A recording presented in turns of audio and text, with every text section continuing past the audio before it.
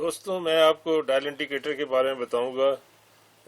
Shaft alignment से इसका क्या ताल्लुक है और हमें किस तरह रीडिंग लेनी चाहिए।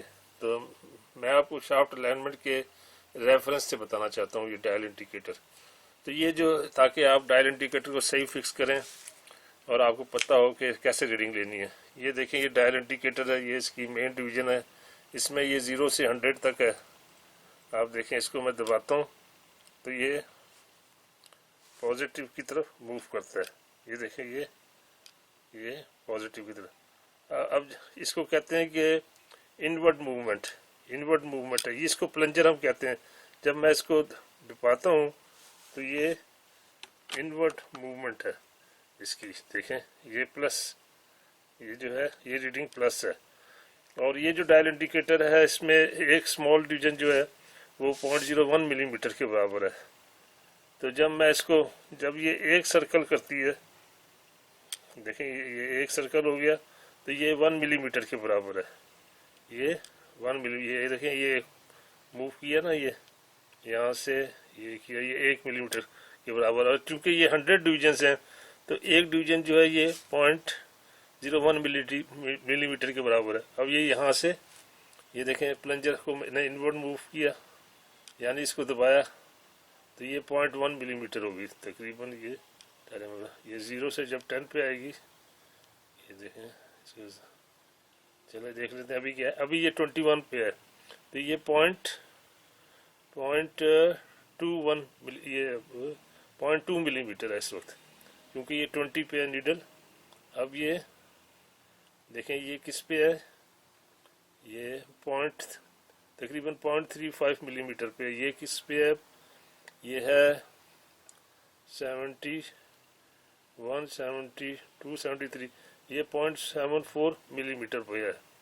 अब किस पे है ये, अब ये जो है, अब ये 0.9 मिलीमीटर पे है। अब ये पूरा ने सर्कल कंप्लीट कर लिया। ये इधर 0 पे दोबारा आएगी तो ये 1 मिलीमीटर हो गया। पूरा सर्कल जो है ये 1 मिलीमीटर के बराबर है।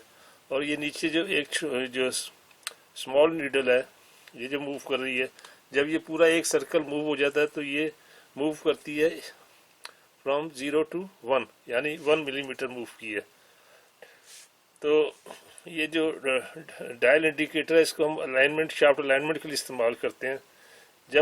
ये जब प्रेस होती है, जब हम फर्ज करें रिम पे रीडिंग ले रहे हैं, तो जब हम नीचे की साइड पे आएंगे तो क्या होगा, ये अगर नीचे मोटर, आप फर्ज करें ये हमने फिक्सचर जो है ये हमने पंप पे लगाया हुआ है और हम मोटर पे रीडिंग ले रहे हैं।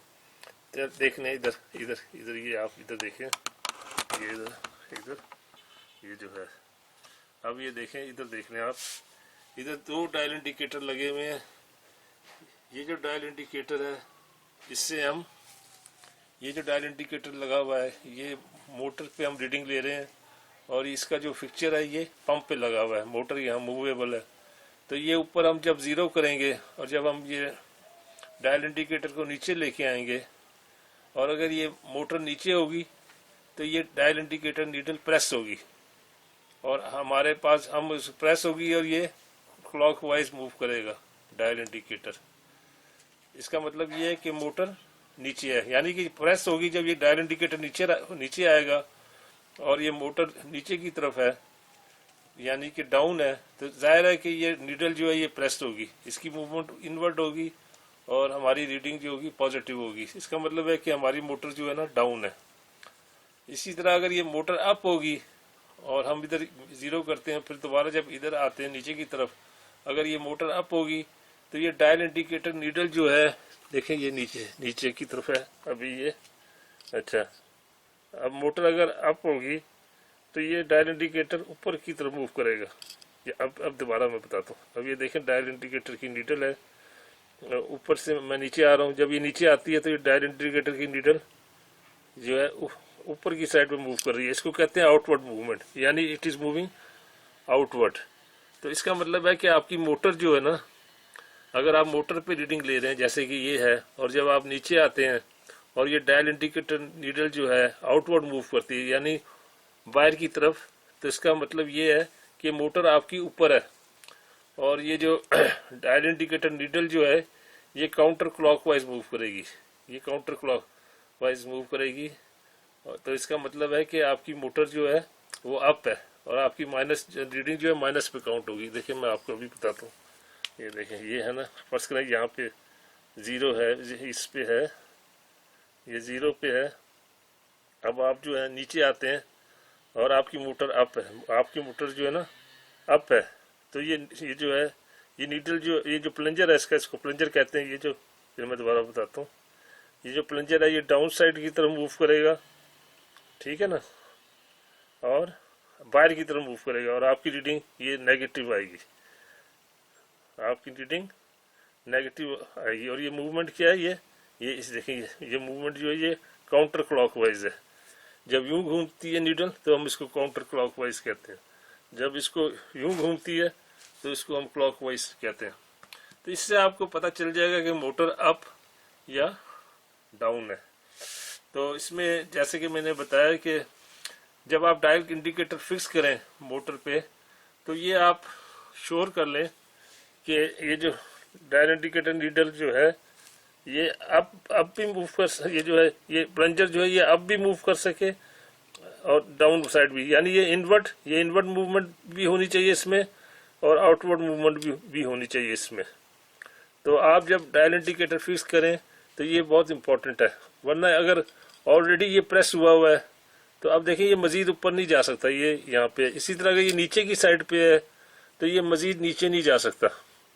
ये दोनों एक्सट्रीम पोजीशन है, तो इसको आपने मिडल में रख लें आप इसको, ताकि ये ऊपर भी मूव कर सके और नीचे भी मूव कर सके, यानी इनवर्ड और आउटवर्ड। ये आप अलाइनमेंट जब करें तो ये चेक कर लें।